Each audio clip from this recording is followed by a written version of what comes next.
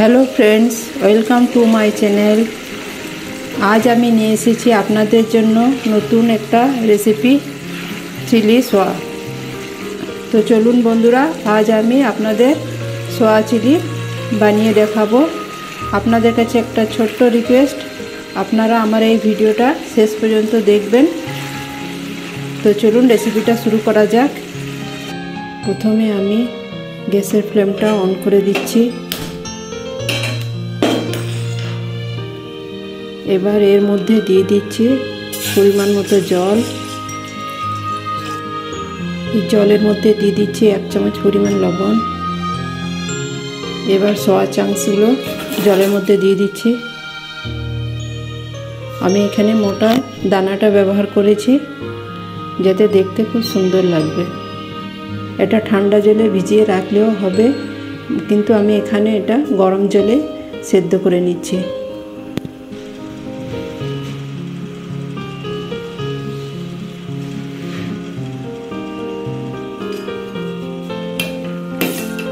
তো দেখুন বন্ধুরা, সোয়া চাংসগুলো ফুলে গিয়েছে। এবার আমি গ্যাসের ফ্লেমটা বন্ধ করে দেব।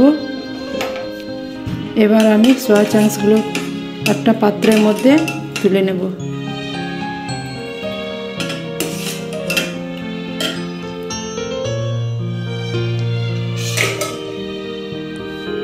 এবার এর মধ্যে আমি ঠান্ডা জল ঢেলে দেব।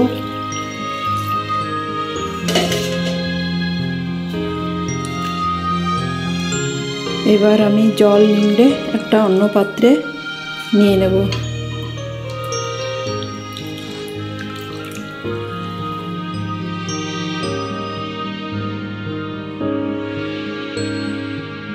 এবার এর মধ্যে দিয়ে দিচ্ছি আমি 1 চামচ লবণ, 1 চামচ পরিমাণ গোলমরিচ গুঁড়ো, 1/2 চামচ রসুন বাটা, 1/2 চামচ আদা বাটা, বড় চামচের 2 চামচ কর্নফ্লাওয়ার, দিয়ে দিচ্ছি 1 চামচ ময়দা, আর দিয়ে দিচ্ছি একটা ডিম।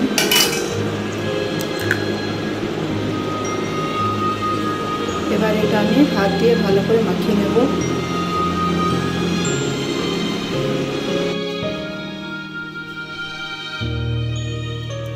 এবার এটা আমি 10 মিনিটের জন্য রেস্টে রেখে দিচ্ছি। এবার আমি চুলোয় বসিয়ে দিয়েছি একটা কড়াই। এবারে দিয়ে দেবো এর মধ্যে সরষের তেল। তেল গরম হয়ে এসেছে। এবার 10 মিনিটের জন্য যে সয়াবিনগুলো রেখেছিলাম ঢাকা দিয়ে, সেগুলো এবার একটা একটা দিয়ে ভেজে নেব।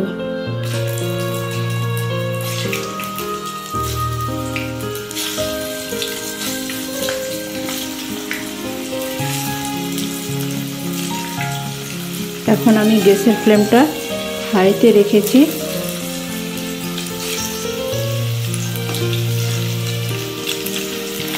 মাঝখানে আমি একবার পাল্টে দেব।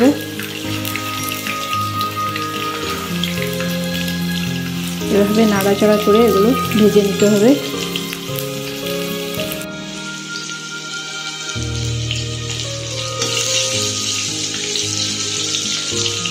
তো দেখুন বন্ধুরা, এগুলো ভাজা হয়ে গেছে। এবার এগুলো আমি একটা পাত্রে তুলে নেব।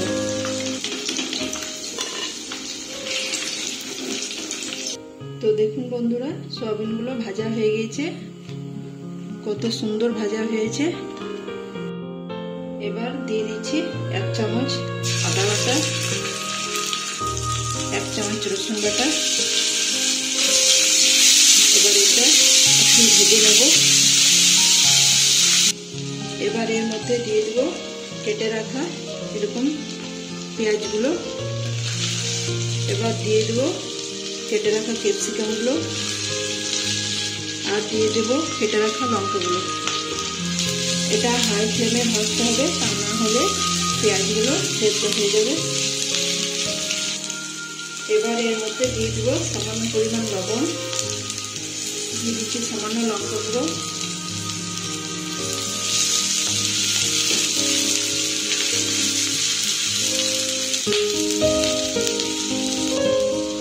দিয়ে দেবো 1 চামচ পরিমাণ সয়া সস। এবার এর মধ্যে দিয়ে দিচ্ছি 1 চামচ রেড চিলি সস,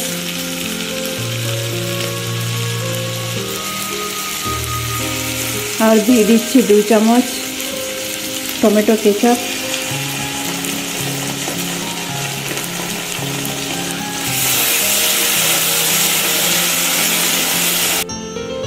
দিয়ে দিচ্ছি 1 চামচ চিনি।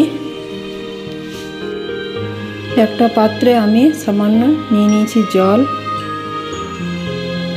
এবার এর মধ্যে দিয়ে দেব ছোট চামচের 2 চামচ পরিমাণ কর্নফ্লাওয়ার।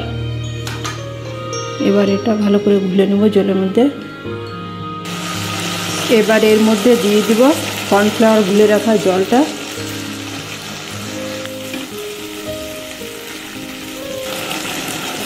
এতে আরও সামান্য পরিমাণ দিয়ে দেব জল।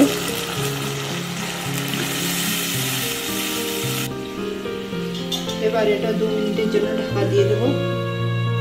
ফিরে এলাম 2 মিনিট পর। দেখুন কত সুন্দর গ্রেভিটা হয়েছে। এবার এর মধ্যে দিয়ে দেব ভেজে রাখা সয়া চাংসগুলো।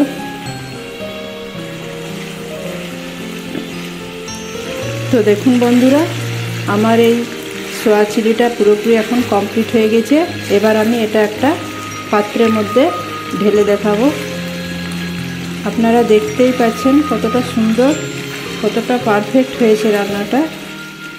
এবার আমি একটা পাত্রে ঢেলে দেখাচ্ছি।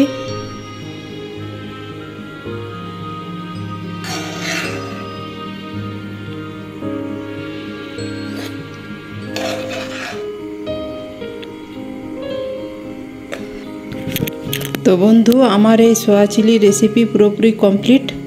আমার এই ভিডিওটা যদি ভালো লেগে থাকে তাহলে অবশ্যই চ্যানেলটা সাবস্ক্রাইব করবেন, লাইক করবেন, কমেন্ট করতে ভুলবেন না। আমার এই ভিডিওটা শেষ পর্যন্ত দেখার জন্য আপনাদের ধন্যবাদ। ভালো থাকবেন, সুস্থ থাকবেন।